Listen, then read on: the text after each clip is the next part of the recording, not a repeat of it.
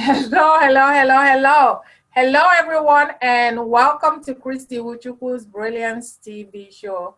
Today, I have the honor to be joined by my guest, Jerry Franklin Poe. But first of all, let me tell you what this show is all about. This is where we spotlight today's top business leaders, entrepreneurs, unique and most successful individuals. And today, I am being joined by Jerry Franklin Poe.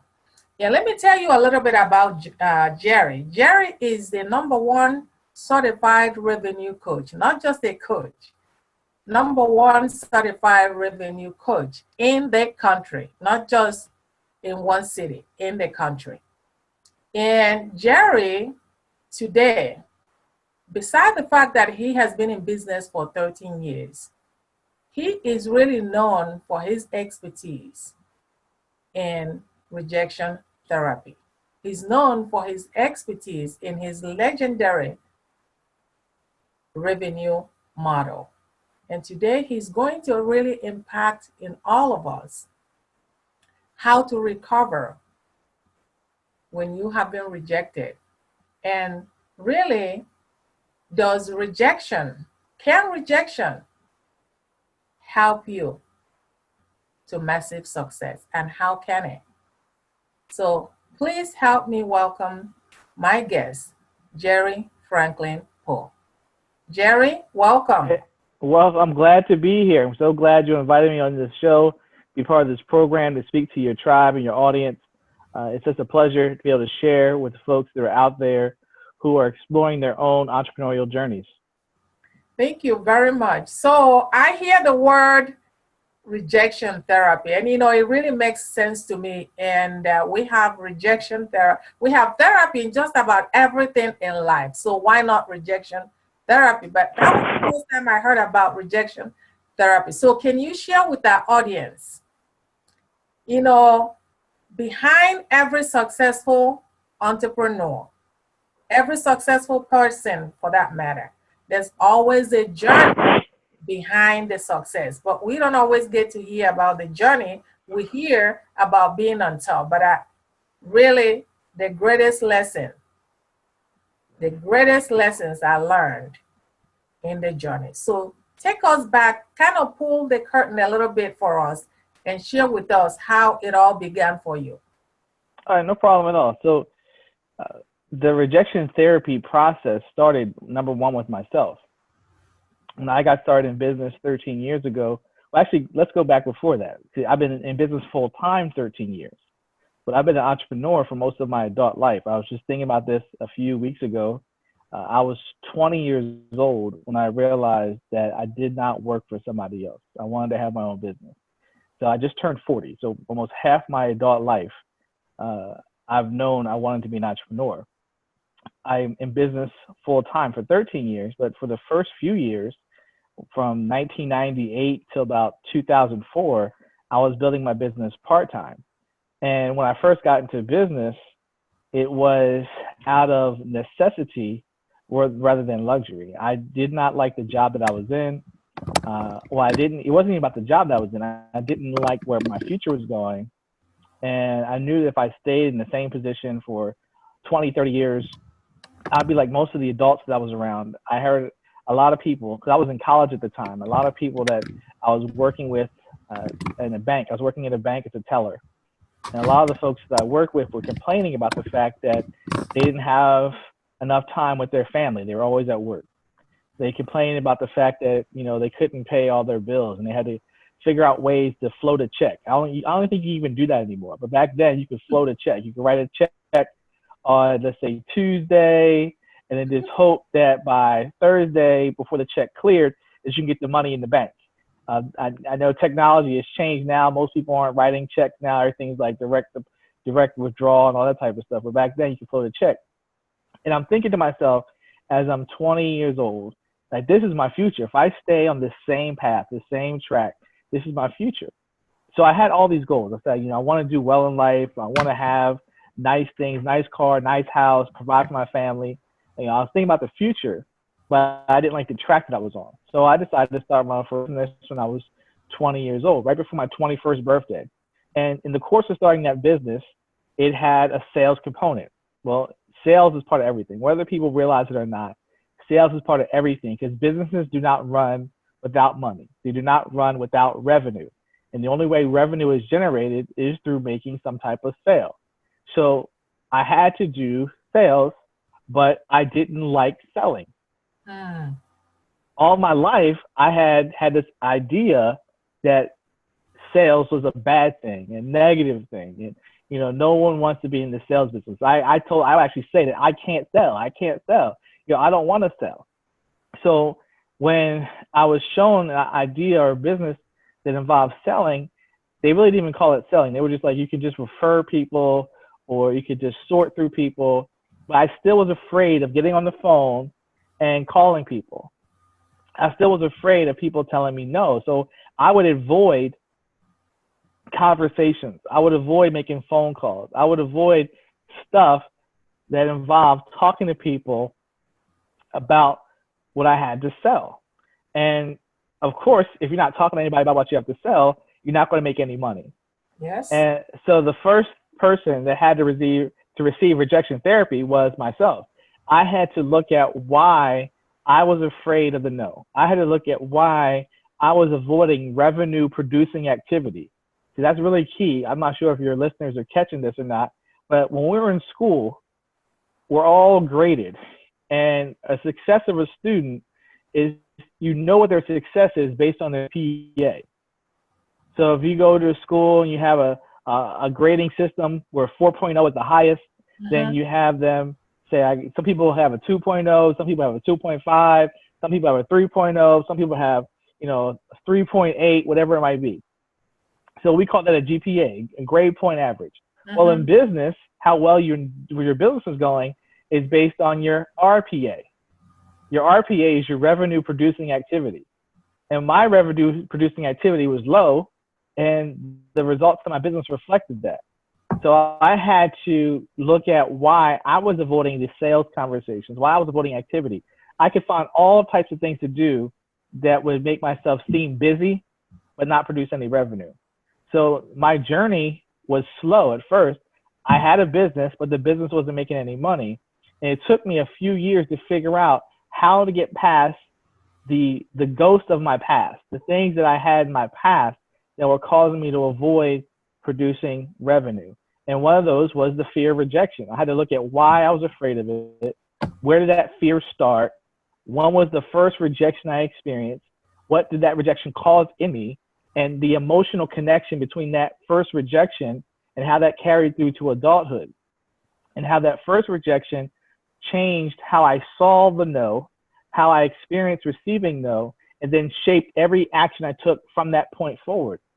So basically what was happening was my child self, my younger self, was now determining the future of my adult self.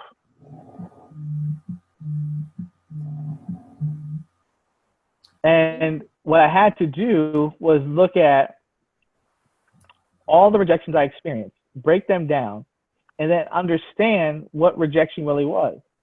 So my first rejection took place when I was in third grade. And when I was in third grade, I received a rejection from a girl named Shannon. And I'm not sure how young the audience is listening to this broadcast or TV show, but when I was in third grade, we didn't have cell phones. We didn't have smartphones. There was no tablets. There was no Zoom. There was no video broadcasting. Any of this technology we're in now, the stuff that we're happening right now, this was not happening. We would actually get out a piece of paper and a pencil, and we would write notes to each other on paper. That was our version of text messaging. And I sent a little note to Shannon that said, "I like you," and had a little checkbox on there that said, "Do you like me? Yes or no?" And Shannon checked the no box. And I was embarrassed by that. So I didn't like that. At 8 years old, when you're 8 years old, no one has taught you how to properly process your emotions. You know, as adults, we now have this conversation around emotional intelligence. There was no such thing as emotional intelligence when I was in third grade. No one talked about mental health issues when I was in third grade. We were just taught to suck stuff up, just keep on going with your life. you didn't talk about your emotions with your parents. You didn't talk about how your day was. You just dealt with it the best way you knew how. And my best way to deal with stuff was to avoid it. I was a big proponent of avoidance. So my first lesson when it came to rejection is to avoid rejection. And therefore, if you avoid it, you won't get hurt. And that was the first, I won't say mistake, but that was the first occurrence where I set myself for this idea of not dealing with the no. And then rejection didn't stop there. Of course, you go through life, you get to middle school, you go to high school.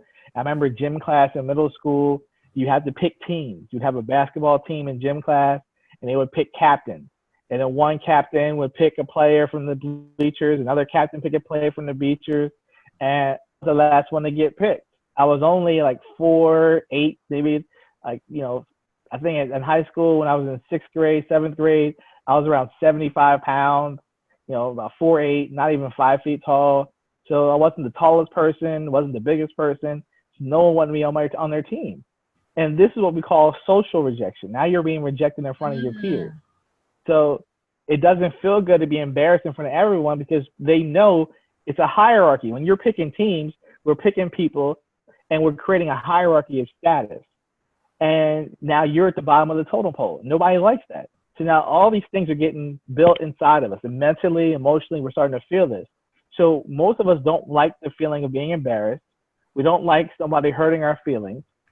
And they've actually done studies on this.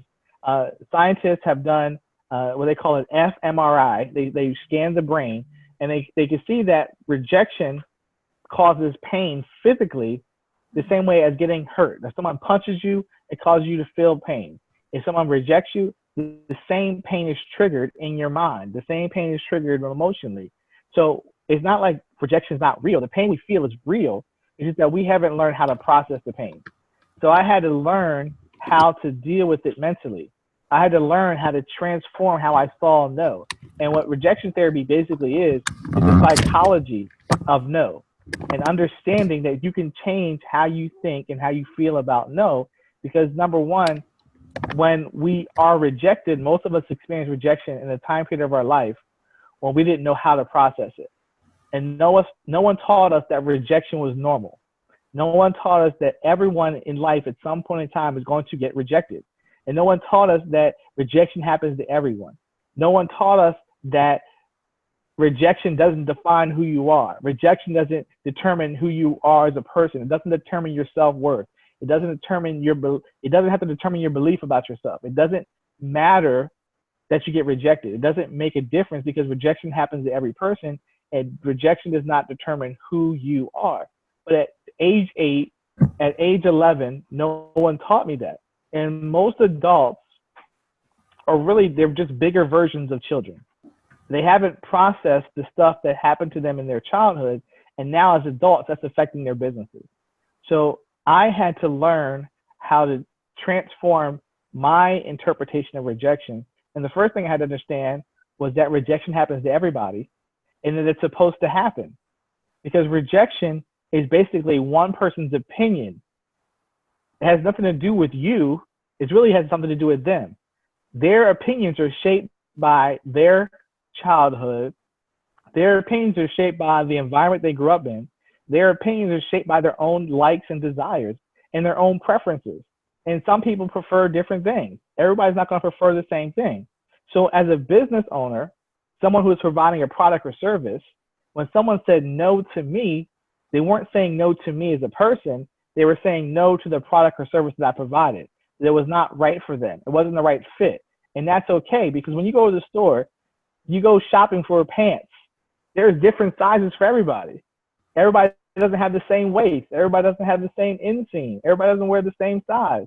So you're just looking for the people who are going to be the right fit for you. That's why we have the rooms in the stores what they call a fitting room, where you go try the clothes on.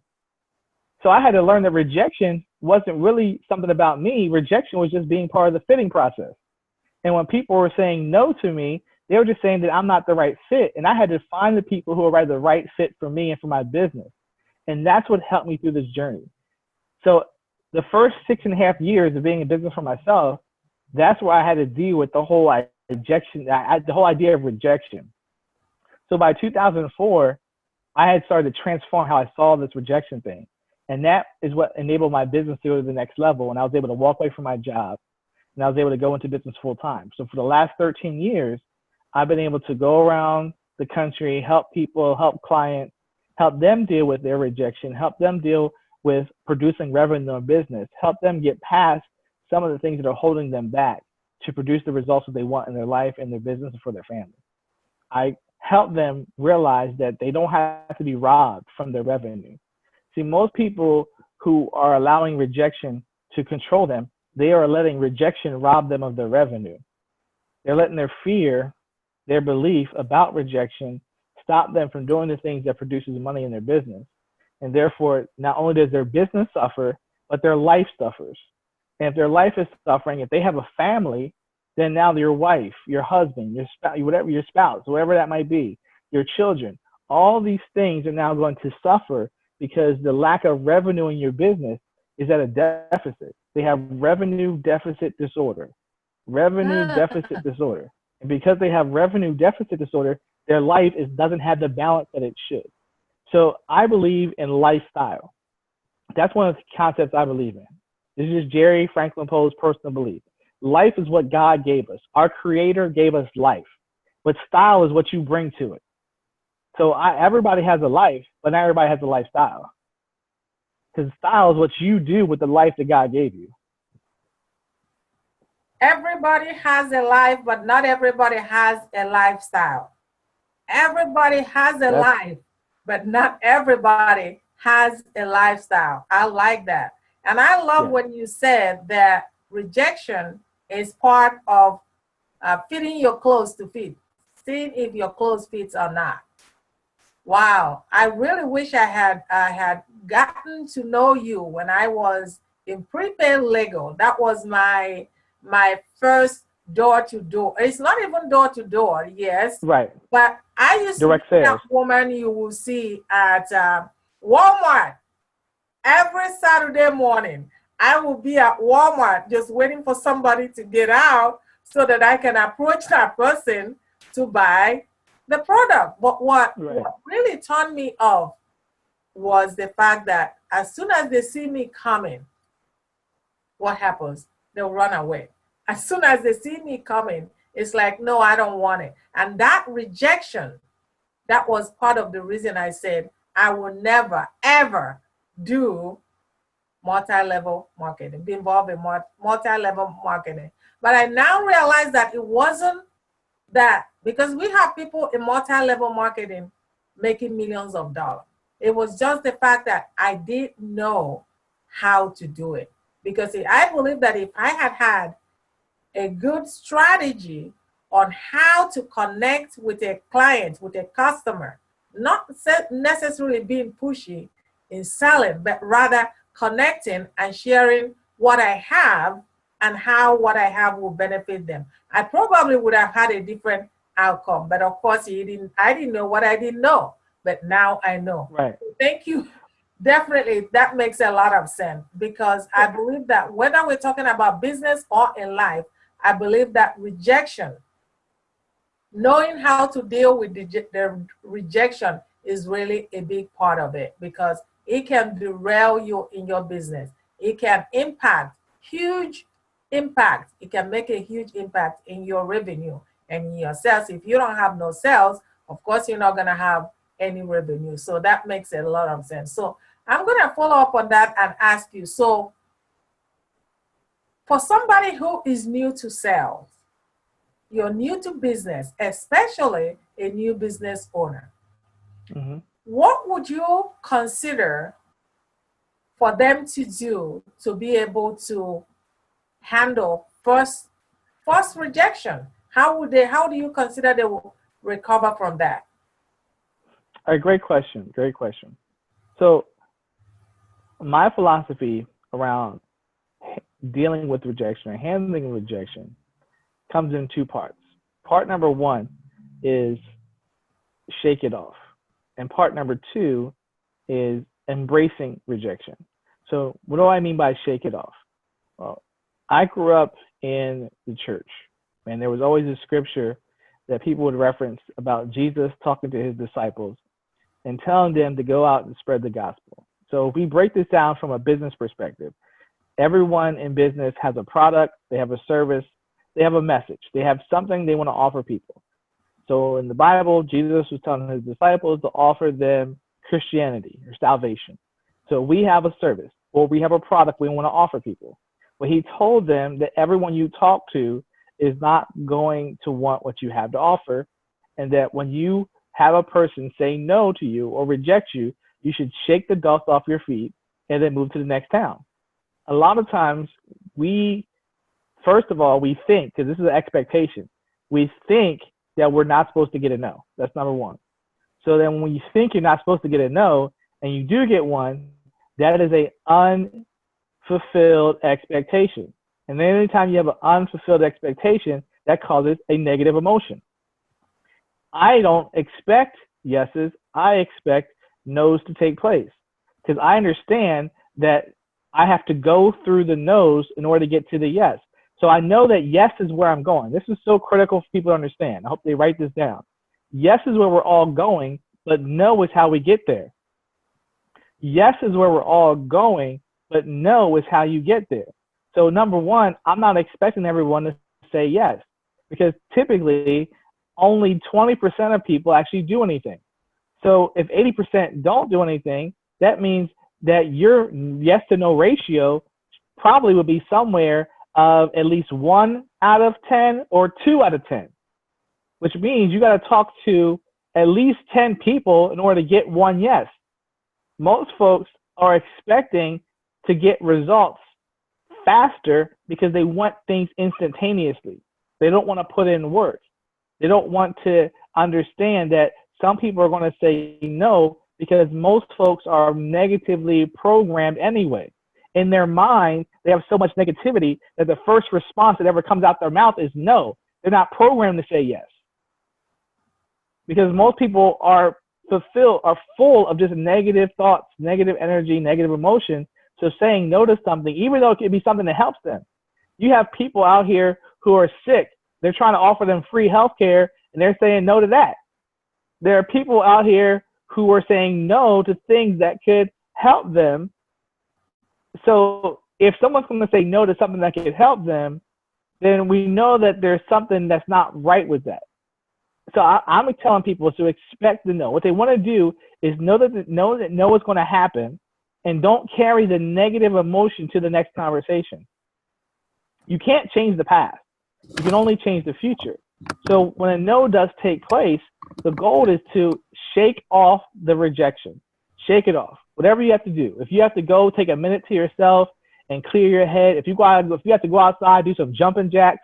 See, because emotion has a connection to your physical motion. How you move, how your body is in action determines how you feel. When we wake up in the morning, some of us, I'm not a morning person. So as long as I lay in the bed, I'm never going to get up. But as soon as I get up and start moving around, now I feel more alive. I feel more awake. But as long as I lay down, I'm never feeling alive. I never feel awake. I just like, I just want to stay in here. And the bed is warm. It's nice and soft. I don't ever want to get out. So motion can create emotion. So if you have a no, if someone says no, then number one, you need to go figure out, you have to do something in order to shake that off. It could be go into the restroom and clap your hands together 3 or 4 times. Look in the mirror and say, I got this. That's 1 down. I tell people to go through at least 100 no's in order to embrace it. So not only shake it off, but inoculate yourself to the no. When I was in school, I was a wrestler. I was a varsity wrestler. And no one likes doing push-ups. No one likes doing sit-ups. But that's what you need to do in order to build up the endurance, the strength in order to win a match. The first week was always the toughest week because I was out of practice, out of shape. Most people, when they get a no, the no stops them from taking a further action. So they never get past the threshold of breaking through the no. See, what you want to do is find your no ratio. What is your yes to no ratio? What is your yes to no ratio? Well, most people never figure that out because they don't go through enough no's to begin with. Your goal should be, number one, to get a rejection journal. And number two, to go through 100 no's. So number one, get a rejection journal. Number two, go through 100 no's. The purpose of the journal is to jot down what happened with the rejection. See, a lot of times we're asking the wrong questions. We want to ask ourselves when we get a no, we want to say what went wrong. Don't ask yourself what went wrong. Ask yourself what happened. What did I do and what did they say? So for example, let's go back to your instance with prepaid legal. And you said every weekend you were at Walmart and people were running away from you. Well, what happened? You were acting like a crazy person. If somebody shows up at Walmart that you don't know and they start approaching you, your instinct as a human being is, I got to get away from this person. See, we had this mentality that I'm going to go out and recruit. I'm going to go out and recruit. That's crazy. Who goes out to recruit? Nobody. So that's not a normal activity. So therefore, it causes people to be on their guard because you're doing something that's not typical. You're doing something that's not standard. Versus, what if you were just out your daily life? Maybe you were shopping at Walmart like you do maybe once a week. You go to Walmart, maybe get some bottles of water. You go to Walmart. Maybe you're going to get some cookies from the bakery if you have a Walmart with the grocery store. Whatever you do, you go to Walmart for. And you can just make conversation with someone while you're there. See, most people, they don't have a business lifestyle. So they don't make business as part of their daily activity. They're actually setting time to go out and actually do business stuff. And then they have what you call non-congruent activity, non-congruent conversations, because now it's a forced activity. When anything is forced, there's going to be resistance. If it's part of your daily conversation, when you could just be in the aisle and you see somebody and they're looking at something, you're like, oh, you like that brand too? I like that brand. What do you like about it? Then they start having a conversation. You ask them questions. You ask them questions about what they do, what they like, what's their interest. Why did you first get it? Why do you like it? Do you have a family? You can just have a conversation. In the course of that conversation, if you hear a need for your product or service, then that will lead to a transition, or maybe you can talk later, which is different than actually going out trying to hunt people down. See, so some of the rejection people are experiencing is because they don't have the right approach. So when you get your rejection journal, you can write down what happened. So now you can look back at it and to say, what am I doing that might be causing the no? And how could I adjust that so it's not going to be the same experience over and over and over again? But a lot of folks don't go through enough conversations. They don't ask for the sale enough, because in order to get a no, you have to put a person in a position to make a buying decision. So if you're not asking for the sale, if you're not asking, is it the right fit? Basically, it's like going to we're talking about the fitting room earlier. So it's like going to the store, they try on clothes, and they're going to ask you, is that the right size? If they're not asking, is it the right size question? Whatever that question might be for your business. Do you see yourself participating in this program? When do you see yourself getting started? When would you like to get your paperwork into the system?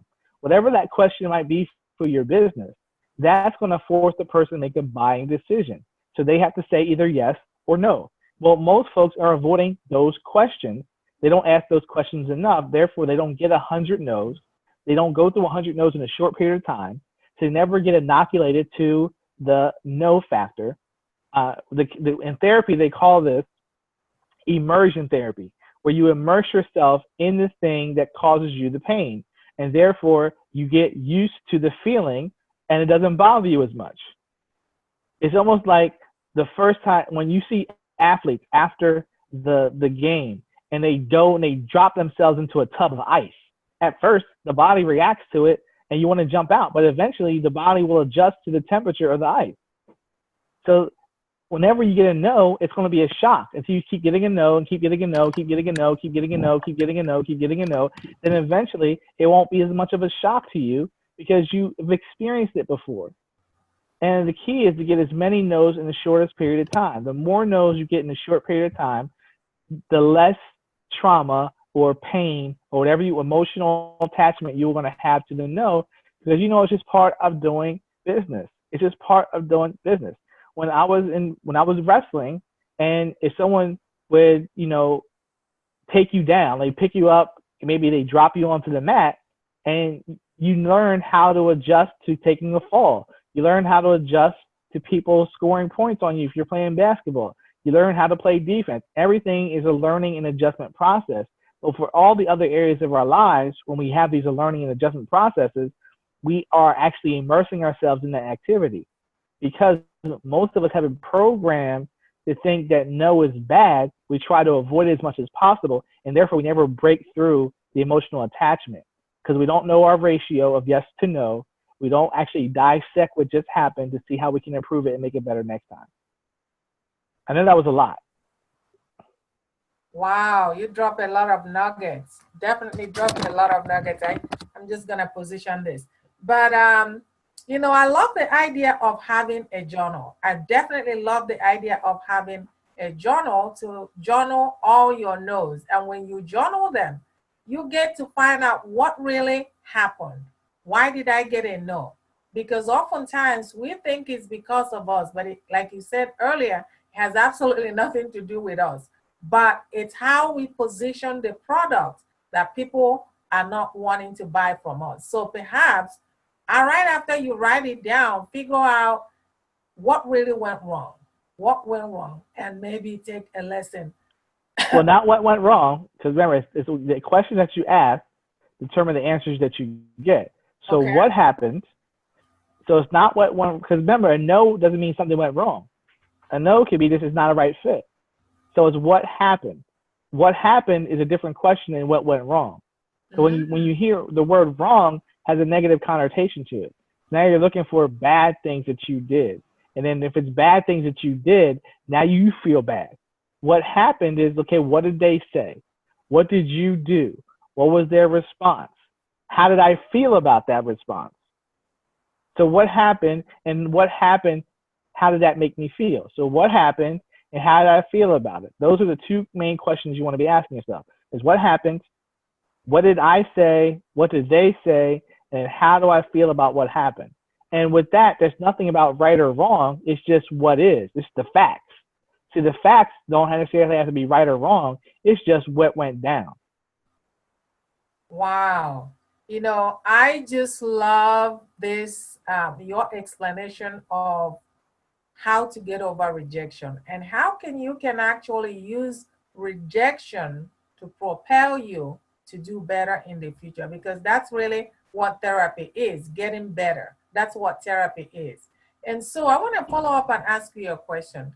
How, if someone don't know exactly how to do this, what would you suggest that that person go to learn? Where do you suggest that a person go to learn this? Or is there, because not everybody know what we're talking about, but I hope that we'll get to watch this this video afterwards. So what do you suggest? How does someone get into this? Learning. Okay, well, number one, the fastest way for them to learn how to process rejection, and number two, the fastest way for them to learn how to have value-based conversations. I would suggest they go to www.bigticketsalescamp.com. I'll say that again, www.bigticketsalescamp.com. So it's www.bigticketsalescamp.com. And we have a team of revenue professionals. So I'm part of a team of revenue coaches, certified revenue coaches, people that have been around this business for a long period of time in terms of generating revenue, not only for themselves, but for their clients. And what we teach is the evergreen sales sequence, which is part of the evergreen revenue model.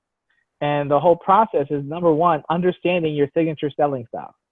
Most folks, they have never taken an assessment. They don't know what their signature selling style, what that even is. Everybody has a different way that they sell. And you've been doing it your whole life, but no one's ever told you how to recognize it. So a lot of folks don't realize that their first sale was basically, most of us, our first sale was to our parents. Our first sale was to our parents, because your parent, at some point in time, your parents, you got old enough where your parents would not put you to bed, but tell you to go to bed. So when we were younger, when we were babies, they would put us down to bed. Then eventually they would say, go to bed. And you would take yourself to bed. And when they would say, go to bed, then you would try to sell them on not going to bed. You would try to say, can I stay up? You would give them reasons, their excuses. You were trying to sell your parents on why it was better for you to stay up with them and not go to bed. That was a sales conversation. We came up with reasons why. Oh, I don't like the bed. I hear it all the time. My daughters, oh, the bed, the sheets, they hurt me. The sheets are itchy. Oh, my pillow, it's all this type of stuff. We have all these things we're trying to sell our parents on the idea that, oh, if I sleep in your bed, the sheets are better than the sheets in my bed. It's the exact same sheet. We're trying to sell them on these ideas. So we developed the selling style. All of us developed the signature selling style, but most folks don't know what that actually is.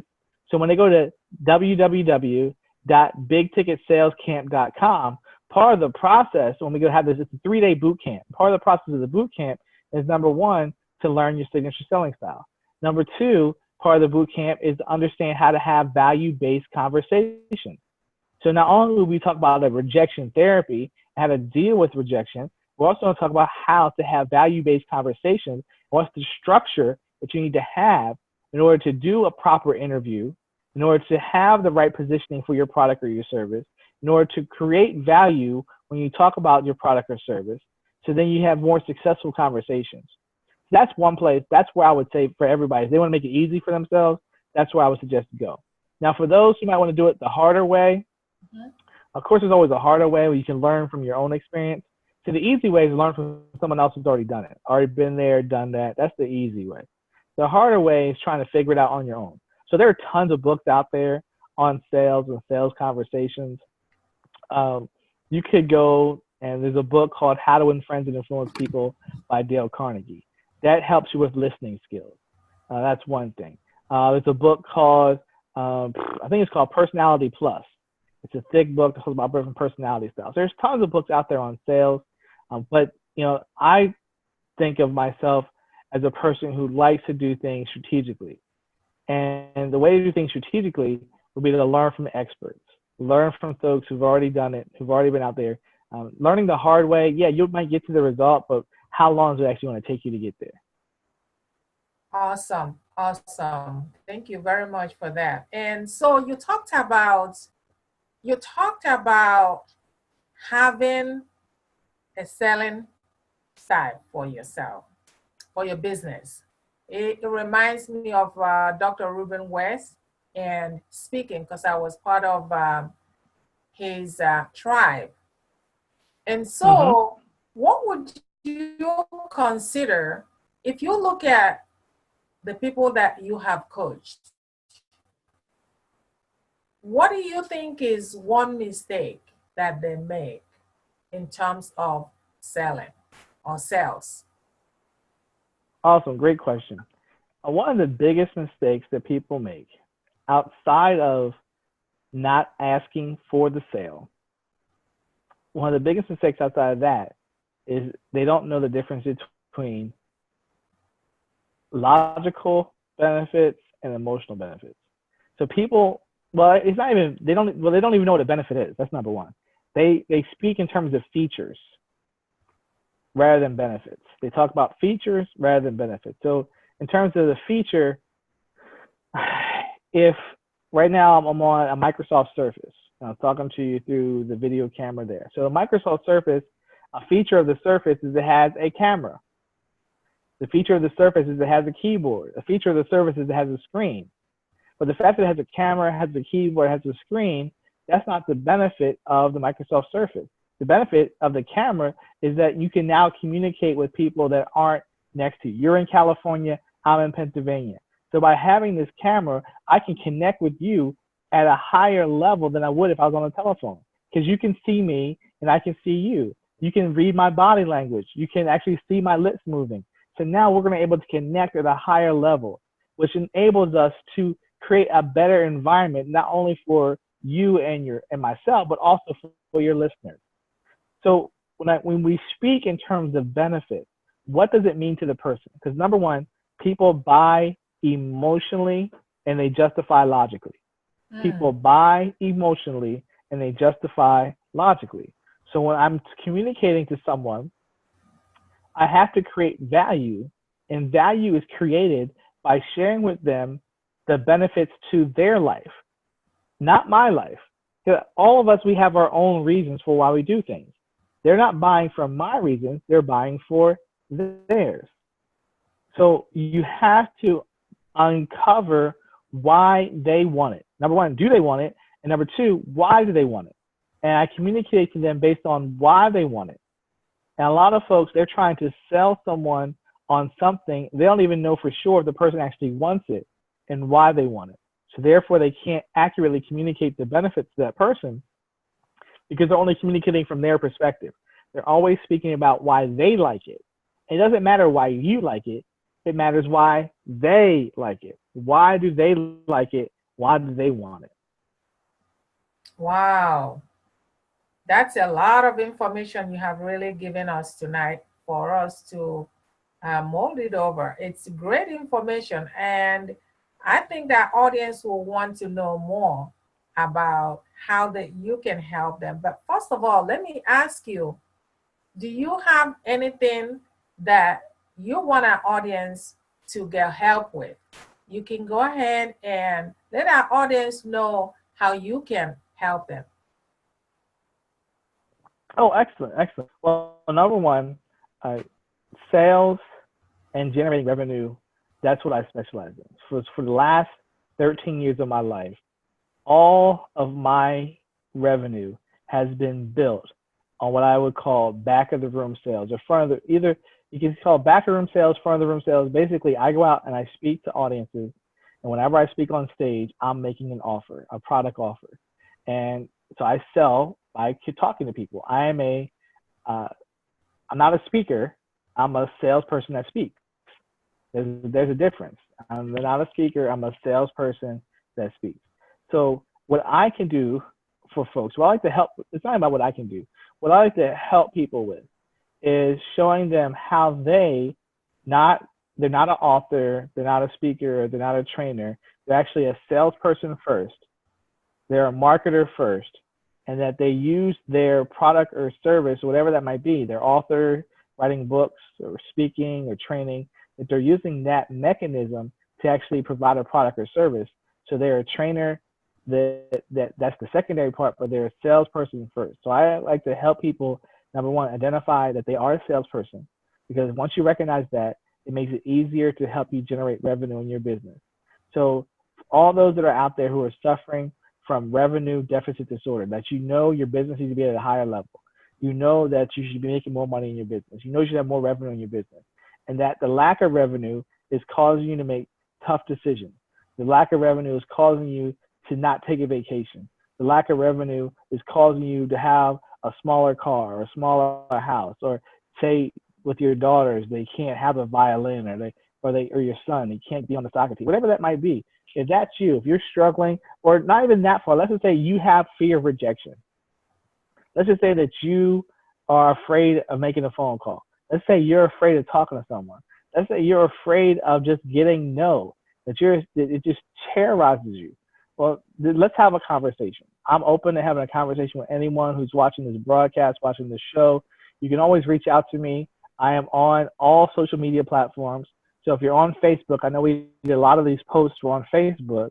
So if you're on Facebook, just send me a message. My name is Jerry Franklin Poe on Facebook. You can probably see me in the feed for this TV show. You can probably see my picture in there, see my login in there, and just send me a message. Well, I'd love to connect with you. We'll have a conversation about what's happening with your business and see what I can do to help you to the next level. Just reach out to me. Okay, I hope our audience take advantage of that opportunity. It's really a great opportunity. So I want to ask you something about what you have coming up on, what you said you have coming up for the boot camp.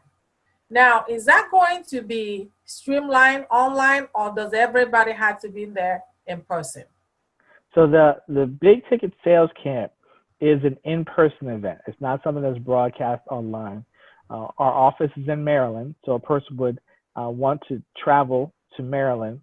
It's 3 days, and it's an intensive boot camp. So I'm not going to say it's 9 to 5 because it's 9 until we're done. And we're basically just like you would go to boot camp in the military. You know, they take a young person, they could be 18, 19, 20 years old, and the first thing they do is they break them down or to build them back up. So I don't care what type of salesperson you are. I don't care if you've been selling for 1 day, 1 year, 10 years. It doesn't really matter. If you know that revenue is not where you want. Number one, it's not necessarily that revenue is not where you want. It's really if revenue is labor intensive. Because what we believe in is reducing your labor as we increase your revenue. Reducing your labor and increasing your revenue at the same time. Because the only way you're going to have a lifestyle is if the revenue you produce in your business doesn't involve you all the time. If the revenue in your business involves you all the time, then you don't really have a business. You have a job that you own. And most people don't realize because their revenue is tied into their labor that when they want to take time off, their revenue decreases. So they can't ever have the lifestyle they want because they're always involved in their business. So if that's you, when you realizing that now I need to reduce my labor, but I also want to increase my revenue, then that boot camp is for you. Now it's going to take 3 days for us to really get in there to walk you through the process on how to create the sales, how to create the revenue in your business. So that's an event that takes place. It's usually a Thursday, Friday, Saturday. We go from 9 till whenever we're done. We'll take a break for lunch and take breaks for dinner and things of that nature. But it's one of those things that's going to, for those who decide to do it. And again, it's not a right fit for everybody. It's for those who are serious about making a destiny decision to take their revenue, because the year's not over yet. We still have November. We still have December. A lot of folks they're going to wait till January. They're going to wait till January 1st to reset their business. But tomorrow is January 1st for you. If you want to make a change, tomorrow is January 1st, and you can decide to do something different tomorrow that's going to position your business in a different place. So when you can go into the new year already set up to produce the revenue that you want. All right. Tell us one more time, what are the dates for the boot camp? Well, the boot camp is going to be taking place in December, but all they got to do is go over to www.bigticketsalescamp.com and let's just have an interview. Let's just have a conversation to make sure it's the right fit for you. And then they'll get all the details, all the information once they make it through the interview process. Because this is not something we open up for hundreds of people. We usually have a select group of people. We don't like to have too many people there because that decreases from the amount of attention each person can get. I used to go to boot camps where they would have 100 people there, 700 people there, and you don't get one-on-one attention. We believe in giving people one-on-one attention so they can get the results they need for their business, because that's what it's really all about. It's not about my business, it's not about your business, it's about their business.